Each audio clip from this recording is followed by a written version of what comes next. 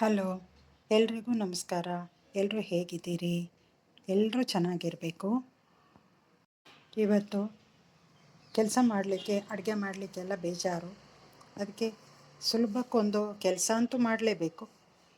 ಅಡುಗೆ ಅಂತೂ ಮಾಡಲಿಕ್ಕೆ ಸೋಮಾರಿತನ. ಒಂದು ಯೂನಿಕ್ ರೀತಿಯಲ್ಲಿ ಮೊಸರನ್ನ ಮಾಡೋಣ ಅಂತ ತೋರಿಸ್ತಾ ಇದ್ದೀನಿ. ಆರೋಗ್ಯಕ್ಕೂ ತುಂಬ ಒಳ್ಳೆಯದು. ಏನೇನು ಪದಾರ್ಥಗಳು ಬೇಕು ನೋಡಿ. ಗೋಡಂಬಿ, ದ್ರಾಕ್ಷಿ, ಈರುಳ್ಳಿ, ಕೊತ್ತಂಬರಿ ಸೊಪ್ಪು, ಕರಿಬೇವಿನ ಸೊಪ್ಪು, ಸಣ್ಣಕ್ಕೆ ಹೆಚ್ಚಿದ ಆಲೂಗೆಡ್ಡೆ, ದೊಣ್ಣಮೆಣಸಿನ್ಕಾಯಿ, ಹಸಿಮೆಣಸಿನ್ಕಾಯಿ, ಬೇಯಿಸಿದ ಅನ್ನ, ಮೊಸರು, ರುಚಿಗೆ ತಕ್ಕಷ್ಟು ಉಪ್ಪು ಹಾಕಬೇಕು. ಸುಲಭ ರೀತಿ ಇದು, ಯಾವುದು ಕಷ್ಟನೇ ಇಲ್ಲ. ಎಲ್ಲ ಒಗ್ಗರಣೆ ಹಾಕಿ ಅನ್ನ ಮಿಕ್ಸ್ ಮಾಡಿ ಚೆನ್ನಾಗಿ ಕಲಸಿ ಮಾಡೋದು. ಬಾಣಲೆ ಇಟ್ಟಿದ್ದೀನಿ.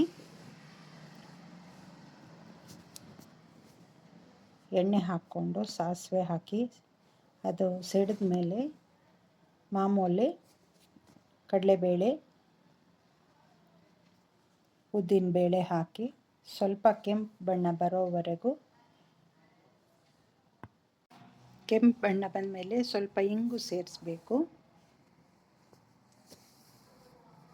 ಇವಾಗ ಆಲೂಗೆಡ್ಡೆ ಹಾಕಿದ್ದೀನಿ. ಆಲೂಗೆಡ್ಡೆ ಸ್ವಲ್ಪ ಮೆತ್ತಗಾದಮೇಲೆ ಹಸಿಮೆಣಸಿನ್ಕಾಯಿ ಸೇರಿಸಿದ್ದೀನಿ. ದೊಣ್ಣಮೆಣಸಿನ್ಕಾಯಿ ಹಾಕೋಣ. ಎಲ್ಲವೂ ಮೆತ್ತಗಾಗಬೇಕು. ರುಚಿಗೆ ಬೇಕಾದಷ್ಟು ಉಪ್ಪು, ಚೆನ್ನಾಗಿ ಮಿಶ್ರಣ ಮಾಡಿ ಈರುಳ್ಳಿಯನ್ನು ಸೇರಿಸ್ಕೊಳ್ಳೋದು.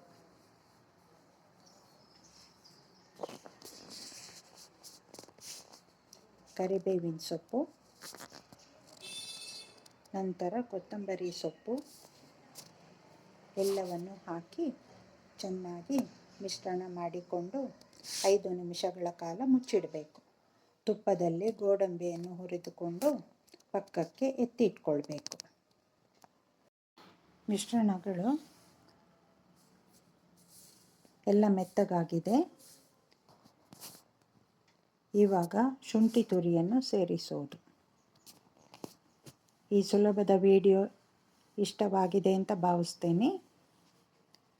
ಕೊತ್ತಂಬರಿ ಸೊಪ್ಪನ್ನು ಸೇರಿಸಿದ್ದೀನಿ. ಮಿಶ್ರಣ ತಣ್ಣಗಾದಮೇಲೆ ಅನ್ನವನ್ನು ಸೇರಿಸಿ ಚೆನ್ನಾಗಿ ಮಿಕ್ಸ್ ಮಾಡಬೇಕು. ಜೊತೆಗೆ ಗೋಡಂಬಿ, ದ್ರಾಕ್ಷಿಯನ್ನು ಹಾಕಬೇಕು. ಎಲ್ರಿಗೂ ಇಷ್ಟವಾಗಿದ್ದರೆ ಶೇರ್ ಮಾಡಿ, ಸಬ್ಸ್ಕ್ರೈಬ್ ಮಾಡಿ, ಒಂದು ಲೈಕ್ ಕೊಡಿ.